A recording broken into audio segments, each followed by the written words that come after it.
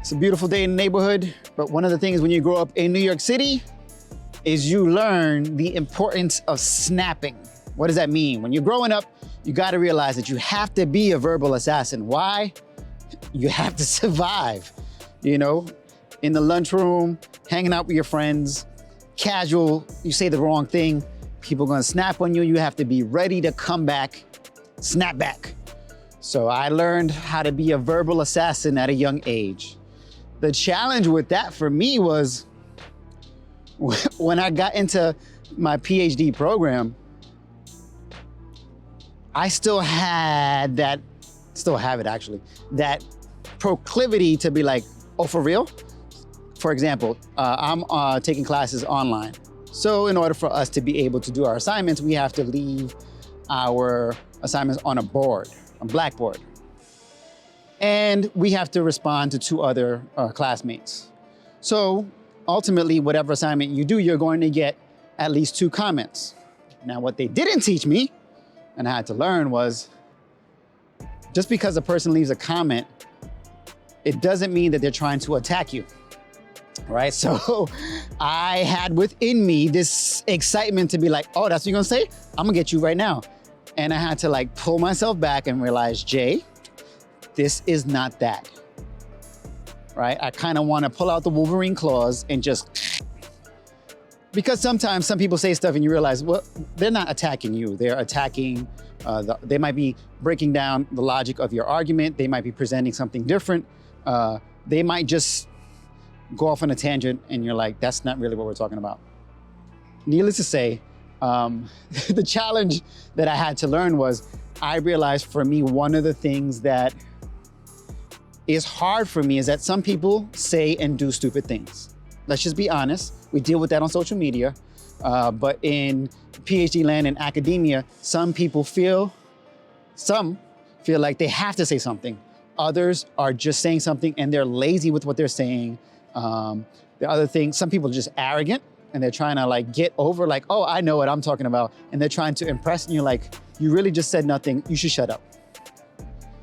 So in the last 3.5 years, I had to learn in this arena, this is not the snapback moment. But what I also learned was, sorry about that. What I also learned was I had to realize what is the most important thing in this conversation. And because of the current projects I'm working on, I realized I've had to like write out what I'm gonna say and then remove all of the attitude because it doesn't belong there.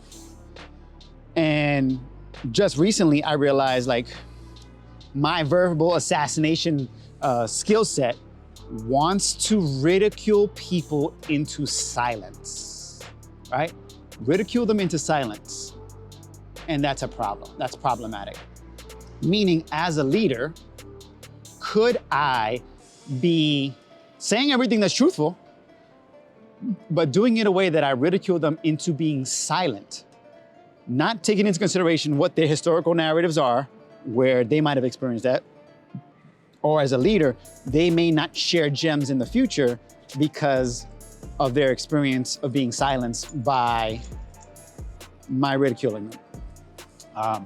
And so that doesn't work well. It's a superpower, but it can be problematic and it could be a disservice. So that's kind of what I was thinking about these past couple of days, the ridiculing and how that can be a disservice. And so it'll be a disservice for the individual, for the group, and for the organization. So, of course, you know, I gotta throw it back in your space. What are the ways that you silence others, right? And as we think about that, it's not a judgment, it's just, oh man, I have this tendency, or I could do that, but when I take it past this line, it becomes problematic.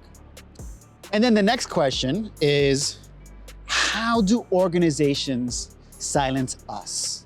How do they silence us? So please leave a comment in either of those 2 questions, how you may be silencing others, no judgment, and how organizations may be silencing you, because I think having this conversation is helpful to be able to discern and to understand what's going on and how we don't have to shame ourselves, but we can be honest in the conversation and learn with one another as opposed to trying to hide it and use impression management to be like, oh, I got it together. No, we're learning. We're in this together. So leave a comment, all right?